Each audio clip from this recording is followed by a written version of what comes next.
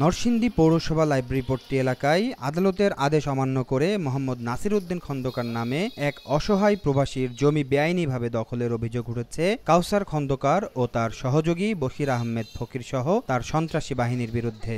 এ ঘটনায় ভুক্তভোগী মোহাম্মদ নাসির উদ্দিন খন্দকার নরসিংদী পৌরসভায় অভিযোগ করেও কোনো প্রতিকার না পেয়ে ৩ জুলাই নরসিংদী অতিরিক্ত জেলা ম্যাজিস্ট্রেট আদালতে কাউসার খন্দকার ও বশির ফকির সহ তার বাহিনীর বিরুদ্ধে একটি ১৪৫ ধারা মামলা করেন।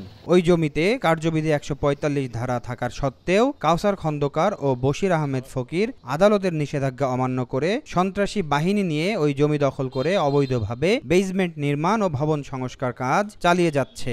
আর তাতে বাধা দিলে বশির ফকির ভুক্তভোগীর কাছে ৫০ লাখ টাকা চাঁদা দাবি করে প্রাণনাশের হুমকি দেয়। মোহাম্মদ বশির ফকির সে আমার কাছে ৫০ লাখ টাকা দাবি করছে, চাঁদা চাইছে। চাঁদা না দেওয়ার কারণে সে আমাকে বিভিন্নভাবে হুমকি দিচ্ছে, আমাকে প্রাণনাশের করছে, হুমকি দিচ্ছে। আমার ছেলে মেয়ে যা আছে সব মেরে ফেলবে এমনও কথা বলছে। এই জায়গাটা পুরোটাই আমি কিনছি, খরিদ করছি। আমার খরিদ করার পরে আমাকে না জানায় তারা বেসমেন্ট আমার ভিতরে ঢুকাইয়া শাটার বন্ধ করে তারপরে তারা কাজ করতেছে। পৌরসভা যাওয়ার পর পৌরসভা থেকে করে একটা নোটিশ দিয়েছে।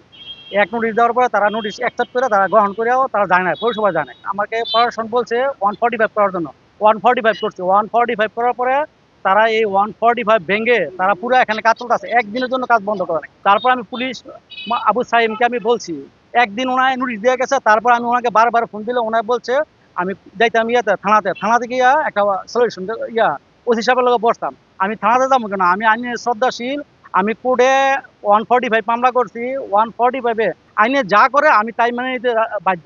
এই ঘটনায় পুলিশ কার্যকর ভূমিকা পালন না করলে যে কোনো সময় প্রাণনাশের মতো অপ্রীতিকর ঘটনা ঘটতে পারে বলে জানায় এলাকাবাসী। যেহেতু মামলা হয়েছে, মামলা মীমাংসা হওয়ার আগে এখানে কাজ করা ঠিক হয় নাই। হয়তো এখানে যে কোনো অনাকাঙ্ক্ষিত ঘটনা ঘটার সম্ভাবনা আছে। আমি চাই ভিতরে কোনো বিবাদ না থাকুক, এটা সুস্থ একটা সমাধান করে পরে এখানে কাজ করুক। এসব অভিযোগের কথা অস্বীকার করলেন কাউসার খন্দকার। আমার 145 দিয়ে দিছে, বুঝলেন? তো আর আমি নোটিশ এটা পাইনি, পাইলে তো আমি বন্ধ করলাম, কিন্তু আমি পাই নাই। কিন্তু সন্ত্রাসী আমরা করিনি, সন্ত্রাসী আমি কাউকে আমি কল দিইনি। 145 পুলিশে আমার কোনো দরখাস্ত দেয়। তবে পুলিশ বলছে আদালতের আদেশ বাস্তবায়ন করতে কাজ করছে তারা। ভাই আমি এশিয়ান টেলিভিশনের নরসিংদী জেলা প্রতিনিধি ইমন বলছিলাম। ভালো আছেন? এই তো আলহামদুলিল্লাহ ভাই। ফোন দিয়েছিলাম ওই যে বাজির মোড়ের যে জমি, যেটা নিয়ে আপনারা ওই যে কোর্ট থেকে নিষেধাজ্ঞা জারি হয়েছে, এই বিষয়টা আসলে ভাই আপনারা কতটুকু কি করছেন জানাবেন?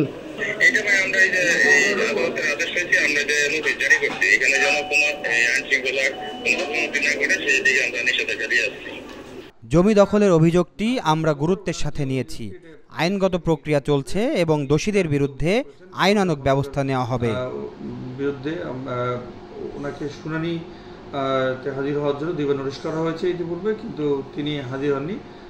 আমরা আবারও আবেদন পেয়েছি বিষয়ে, এবং আমরা যার বিরুদ্ধে অভিযোগ করেছেন কাউসার খন্দকার, ওনাকে আবার 3বার মতো নোটিশ করা হচ্ছে। এবং তিনি এবার যদি না আসেন পূর্বের মতো, সেক্ষেত্রে আমাদের পৌরসভার যে বিধিমালা রয়েছে আইন কানুন অনুযায়ী ওনার বিরুদ্ধে প্রয়োজনীয় ব্যবস্থা গ্রহণ করা হবে এবং আইনগত প্রক্রিয়া সম্পন্ন করে তার কষ্টে অর্জিত সম্পত্তি দ্রুত দখলমুক্ত হবে, এমনটাই প্রত্যাশা ভুক্তভোগী পরিবারের। Aminul Islam, Asian television.